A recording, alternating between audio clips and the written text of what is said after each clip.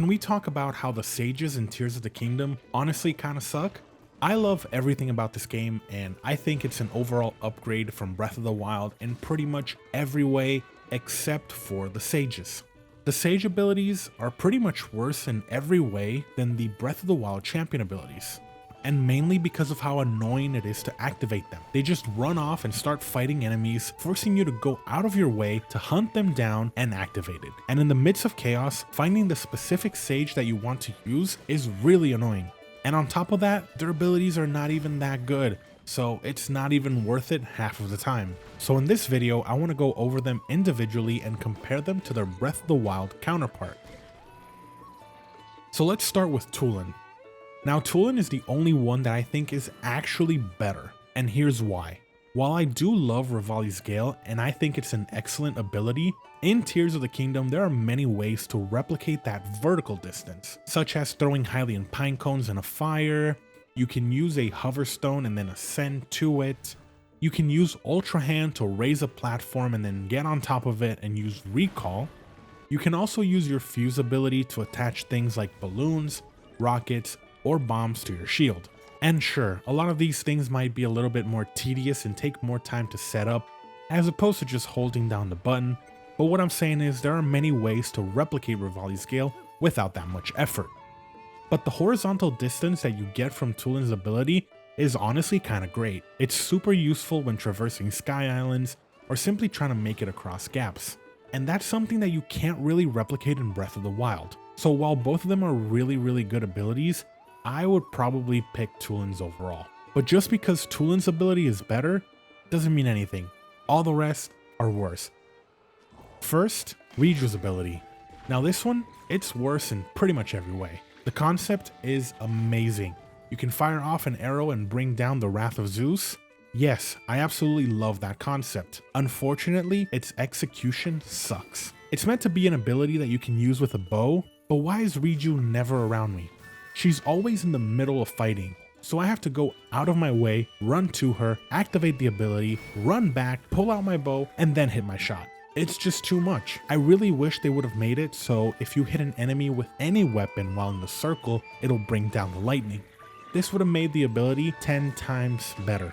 Or something else they could have done is made it so Riju attacks with a bow. She had one in Breath of the Wild, so what happened to it? Imagine if every time I fire an arrow, she would fire one too that would bring down the lightning. Now that would be an amazing ability. But because of these reasons, Urbosa's Fury in my opinion is just way better.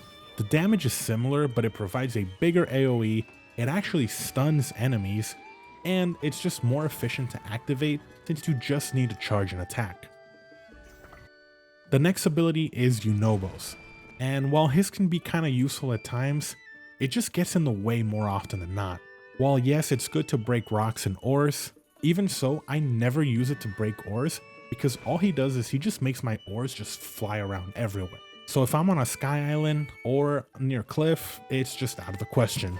And while yes, it's cool that he can break rocks, the cooldown is kinda long.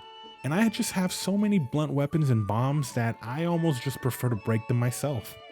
It's cool that he can attack enemies from a distance, but the damage is pretty low, so I tend to not really use it at all.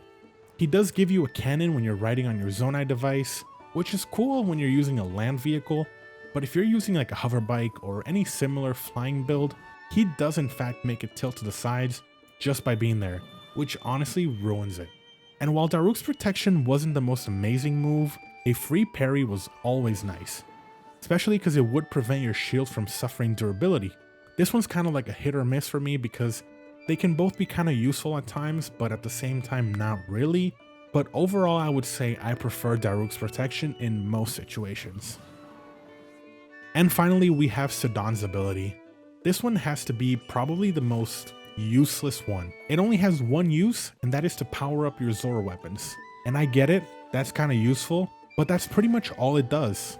Like yeah, you get a little shield for a bit, but it's gone when you attack first, so I don't use it at all. Plus, in this game, it's always raining, so you can get the boost even without needing Sedan's help at all.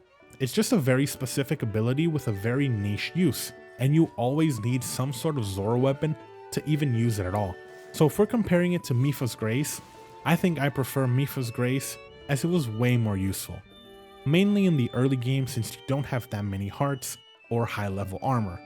While yes, later in the game, once you start completing a couple shrines and you upgrade your armor and you have some fairies on you, it does start becoming a bit less useful, but it's still an incredibly powerful ability early game.